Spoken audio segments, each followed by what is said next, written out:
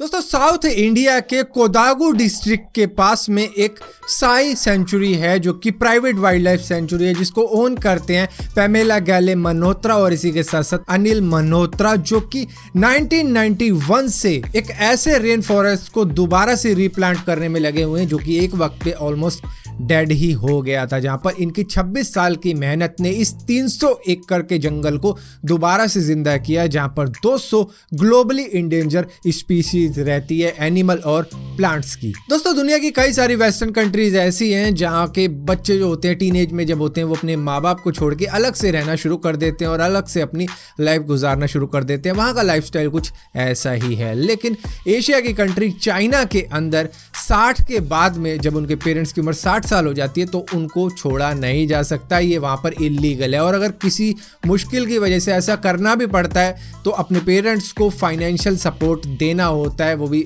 Monthly के हिसाब से, और इसी के साथ साथ रेगुलर विजिट भी होनी चाहिए उनके पास में, वरना इसके खिलाफ कार्रवाई हो जाती है वहां पे।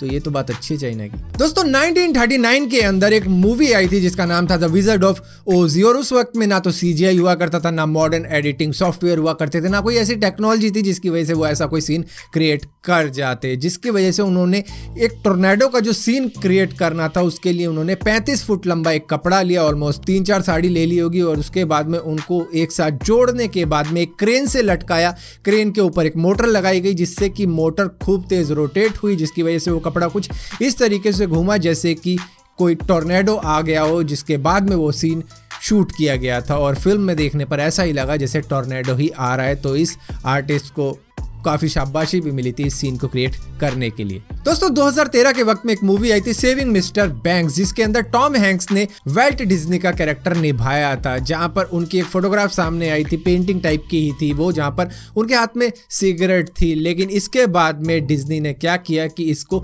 दोबारा से एडिट करवाया और पेंटिंग करवाने के बाद में इसके ऊपर ही इनके हाथ से वो सिगरेट गायब करवा दी गई थी ताकि बच्चों पर बुरा असर ना पड़े। दोस्तों जापान के अंदर एक पेंगुइन इंजर्ड पाया गया था जो कि फिशिंग नेट की वजह से इंजर्ड हो गया था, जिसके बाद में एक जापानीज फैमिली ने उसे अडॉप्ट कर लिया था और उसकी नर्सिंग वर्सिंग करवाई थी, मतलब इलाज करवाया था। और जब वो पूरी तरीके से ठीक हो गया था, जब उसे समुद्र पे वापस छोड़ने के लिए गए तो वो नहीं गया क्योंकि उसका लगाव उस फैमिली के साथ ही जुड़ चुका था, उन्हीं के साथ में वापस आया, जिसके बाद में उन्होंने उसे अपने घर पे रखना ही शुरू कर दिया। उसके लिए एक सेपरेट एसी रूम बनवाया और उसी के लिए वो कर दिया, जिसके बाद में वो रोड पे भी ऐसे ही घूमता था जैसे कि हमारे गलियों में डॉग्स घूमते रहते हैं। तो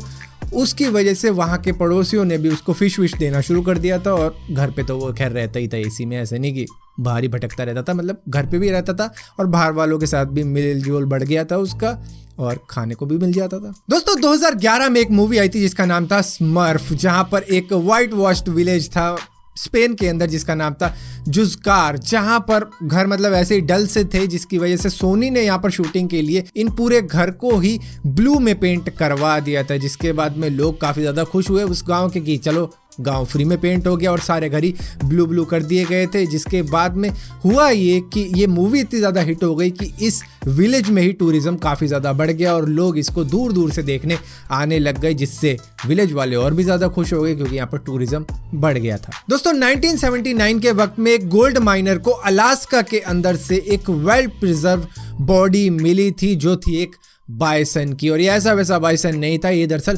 36,000 साल पुराना बाइसन था जो कि दब गया होगा इस इलाके के अंदर, जिसका नाम रखा गया ब्लू बेब क्योंकि ये बिल्कुल ही ब्लू कलर का था। और पर दोस्तों चाइना के मंगोलिया से एक ऐसी वीडियो सामने आ रही है जहां पर एक डिस्क अपने आप ही घूम रही है, जो कि एक्चुअली में डिस्क शेप का एक आइस ब्लॉक है जो कि रिवर के अंदर पाया गया, जो कि एक ही जगह पर घूम रहा है जैसे कि कोई सीडी प्लेयर में कोई सीडी घूमती हो, तो ये कुछ वैसे ही घूमता है जो कि काफी ज्यादा रेयर है। दोस्तों चंदन चोर वीरप्पन के बारे में तो आप सभी को मालूम होगा, लेकिन ये चोरियां अभी भी रुकी नहीं है। दरअसल पुणे के फर्गसन कॉलेज के अंदर भी उसके प्रेमिसिस से कोई ले गया एक चंदन का पेड़ जो कि 30 मीटर ऊंचा पेड़ था। दरअसल 5 नवंबर को ये घटना हुई है जहां पर 1988 में प्लांट किया गया ये चंदन का पेड़ जो कि चारों तरफ खुशबू फैलाता था, उसको 5 नवंबर की रात को कोई चोरी करके ले गया वहां से, और ना ही कॉलेज वालों को पता चला और ना ही आस पड़ोस वालों को पता चला।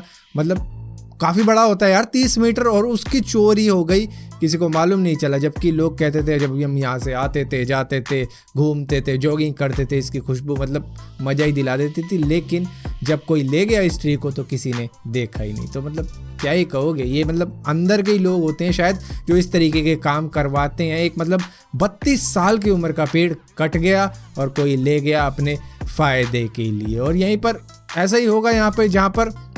एक स्टेट ऐसा है जिसका एजुकेशन मिनिस्टर जब प्रेयर गा रहा है, राष्ट्रगान गा रहा है, उसको पता ही नहीं कि वो क्या गा रहा है क्या नहीं गा रहा, मतलब उसे बोल याद ही नहीं राष्ट्रगान के।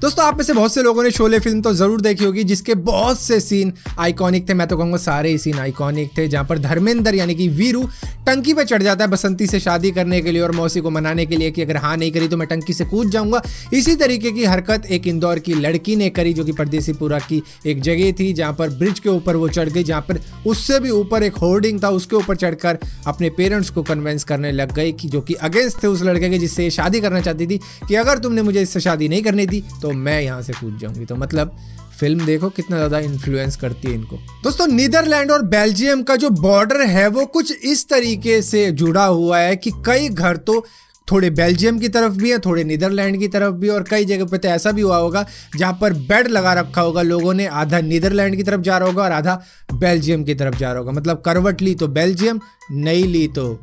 नीदरलैंड। सो फिलहाल के लिए दोस्तों अमेजिंग रैंडम फैक्ट्स की इस वीडियो में इतना ही था। अगर वीडियो आपको पसंद आती हो तो इस वीडियो को लाइक जरूर करना, शेयर जरूर करना, और इसी तरीके की और भी वीडियो देखने के लिए इस चैनल को सब्सक्राइब जरूर करना। और सब्सक्राइब किया है तो बेल का आइकन जरूर दबाना, वरना आपको मालूम नहीं चलेगा मैंने को वीडियो डाली भी है। सब कुछ अगर इसी तरह चलता रहा तो वो दिन दूर नहीं जब मोगेम्बो का ख्वाब सच्चा हो जाएगा। करना परेशान हो गए हम लोग 2.5 साल से, ये भी परेशान हो गए, हम भी परेशान हो गए। करो फिर, करो ना भाई, क्यों नहीं कर रहे?